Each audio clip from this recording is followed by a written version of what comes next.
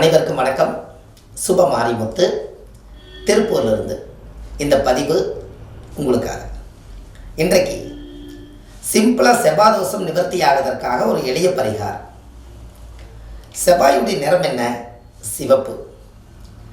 அப்போ செவ்வாயுடைய வஸ்திரம் என்ன? காவி. அப்போ ஏதோ ஒரு வழியில் சிவப்பு உள்ள வருது. ஒரு ஜாதகத்தில் செவ்வாய்ங்கிறது பிளட்டு சம்மந்தப்பட்ட தோஷம் தான் செவ்வாய் தோஷம். அப்போ இந்த தோஷத்தை நம்ம முறைப்படி நிவர்த்தி பண்ணணும் அப்படின்னு சொன்னால், நத்தைச்சூரி கேள்விப்பட்டிருக்கிறீங்களா? நத்தைச்சூரி. இந்த நத்தைச்சூரிங்கிற ஒரு மூலிகை ஒரு மலங்காட்டுகளுக்குள்ளே நிறையா இருக்கும். ஒரு இவ்வளோ பெருசு கிடச்சிதுன்னா அந்த நத்தைச்சூரி வாங்கி நீங்கள் உங்களுக்கு ஜாதகத்தில் என்ன தோஷம் இருக்குது, 7ல் செவ்வாய் தோஷம் இருந்தால் 7 முறை தலை சுற்றுங்க, 8ல் செவ்வாய் தோஷம் இருந்தால் 8 முறை தலை சுற்றுங்க. கிழக்கு முகமாக உட்காந்து சுற்றணும். ஒரு நதியோரத்தில் போய் சுற்றணும். எதற்காக? 7 முறை தலை சுற்றி என்னை பிடிச்ச செவ்வாய் தோஷம் இனிமேல் என்னை விட்டு நிவர்த்தி ஆகுன்னு சொல்லி அந்த ஓடும் நதியில் கொண்டு போய் விட்டுட்டு வாங்க. அன்னையோடு உங்களுக்கு அந்த செவ்வாய் தோஷம் நிவர்த்தி ஆயிடும். எத்தை செய்மா நத்தைச்சூரி. அந்த காலத்தில் எல்லா வித்தைக்குமே நத்தைச்சூரி பயன்படுத்தியிருக்காங்க பாருங்கள். இதெல்லாம் அந்த காலத்தில் பெரிய அபூர்வமான விஷயம் அல்லவா? எத்தை செய்மா நத்தைச்சூரி. இந்த நத்தைச்சூரியெல்லாம் இவ்வளவு எடுத்து இந்த செவ்வாய் தோஷம் இருக்கிறவங்க சும்மா ஒரு தாயத்தில் போட்டு அடைச்சி கழுத்தில் கட்டிட்டாங்கன்னா உங்களுக்கு வாக்கு சித்தியாகும், போகிற காரியம் வெற்றியாகும், எதிரிகள் நம்மளை விட்டு போயிடுவாங்க, நம்ம குடும்ப கஷ்டமெல்லாம் நீங்கும், நம்ம உடம்புக்குள்ள ஒரு அபூர்வமான ஒரு தைரியம் இருக்கும். இதெல்லாம் அந்த காலத்தில் மூலிகையை பெரிய தைரியமாக ஒன்று உருவாக்குறதுக்காக இந்த வைத்தியர்கள் எல்லாம் அந்த காலத்தில் ஒரு குளிகையில் போட்டு அடைச்சி அந்த காலத்திலே தாயத்து சத்துன்னு செஞ்சு நிறைய மக்களை காப்பாற்றிருக்காங்க. நிறைய போர்களுக்கு போகிறவங்களுக்கெல்லாம் எத்தை செய்யுமா நத்தைச்சூரிங்கிற தாயத்தை கட்டி விட்டு அந்த காலத்தில் முன்னோர்கள் போருக்கு போய் ஜெயிச்சுட்டு வந்திருக்காங்க பாருங்கள். அந்த காலத்தில் தைரியத்துக்கு உண்டான கிரகமே நத்தைச்சூரி தான். இப்படியெல்லாம் செவ்வாய் தோஷத்தை கழிக்கிறதுக்கு பலவிதமான வழிகள் இருக்குது.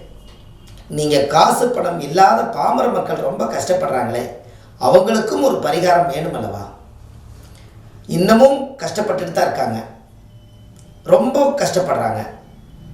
ஒரு 1000 ரூபாய் ஒரு பரிகாரம் பண்ணுறதுக்கு செலவு பண்ணுறதுக்கும் கூட அவங்க 2 நாள் கஷ்டப்பட்டு தான் சம்பாதிச்சு ஜீவனத்தை தேடிட்டு ஒரு வாழ்வாதாரத்தை நடத்த முடியும்னு சொல்லி ஒரு 1000 ரூபாய்க்கு பரிகாரம் பண்ணுறதுக்கும் கூட என்னால் முடியலன்னு சொன்னவங்கெல்லாம் நான் நிறைய நம்மக்கிட்ட ஜாதகம் பார்த்துருக்கேன்.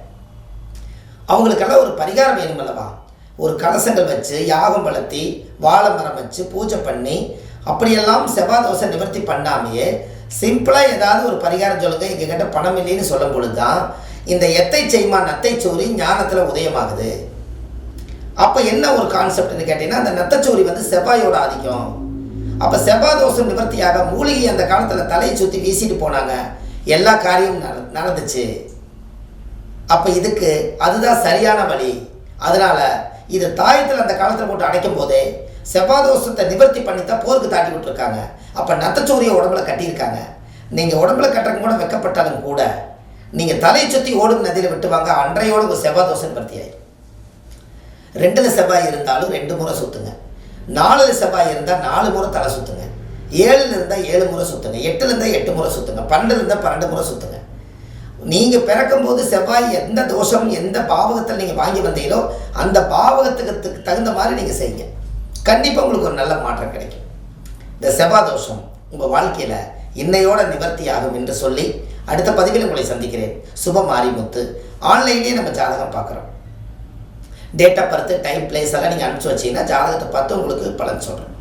கண்டிப்பாக உங்களுக்கு ஒரு நல்ல மாற்றத்தை ஏற்படுத்தி கொடுக்குறேன் என்று சொல்லி அடுத்த பதிவில் உங்களை சந்திக்கிறேன். சுப மாரிமுத்து. நன்றி, வணக்கம்.